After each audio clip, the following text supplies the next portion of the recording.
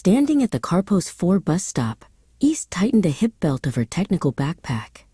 "I chose the toughest route to Matka," she stated, adjusting the laces of her waterproof, high-ankled hiking boots. Aras slipped on his dark sunglasses, a smile playing on his lips. "Where's the map, Captain? This isn't just a hike, it's the final exam of adulthood." Mina, already engrossed, was talking to a tiny, tough wildflower growing among the pavement stones near the edge of the woods. The first hour was deceptively easy. The trail, skirting the foothills of Vodno Mountain, was wide and dust-free. RS, easily outpacing Mina, teased her. "Come on, Mina. Are we going to watch the sunset from Carpos?" Mina, clad in lightweight, breathable quick dry trousers, replied without haste. "Don't rush. Beauty doesn't reveal itself to the hurried." East maintained a steady, even pace, mediating their energy. An hour deeper, the path split. To the left was the main trail, wide, well-maintained, and marked with familiar yellow blazes. To the right was a nearly invisible game trail, hidden between rocks, a mere suggestion of a route. Issei opened her map. The right track is an old shortcut, steep, but it cuts an hour off the trek to Matka. Trusting Issei's logic, Aras and Mina committed to the shortcut. Soon, the trail became a scramble. The soil was loose and slippery. "This isn't a shortcut, it's a steep cut," Mina laughed, her sturdy trail-running shoes biting successfully into the dirt, their deep lugs finding purchase. Issei was tense. The thin line on her map hadn't described this much challenging ascent. Around the next bend, the way ended. Directly ahead, a major rock slide had completely blocked the pass, tons of rock and earth. Aras slammed his fist against a nearby tree in frustration. "That's it, the map only got us this far, Issei."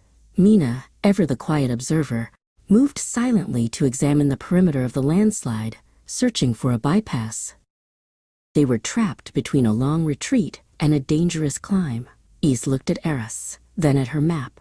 "We can't turn back." Her gaze fixed on an old fir tree immediately next to the rock slide. Beneath the moss, a faint sign. A crudely carved arrow, a sign left by a person, a path not on any map. It spoke of local knowledge and preparation. The marking directed them to a narrow phantom trail passing high above the rock slide. The old path was lined with sharp, loose scree, whispering the wisdom of those who once used it. Their durable, long-sleeved technical shirts and hiking pants protected them from the jagged edges as they carefully navigated the narrow path. After a few dangerous steps, the path led them to a rocky outcrop. The tight path abruptly gave way.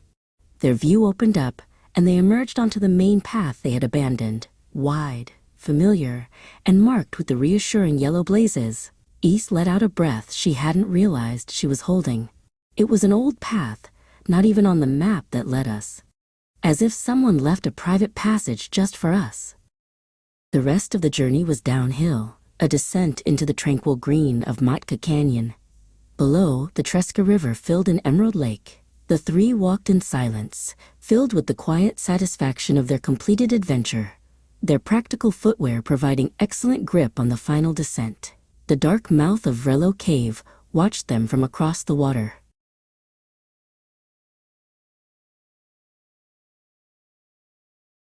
They sat on the stone steps by the edge of Matka Canyon, eating their sandwiches. Aras said, "The shortcut could have stopped us." Issei smiled.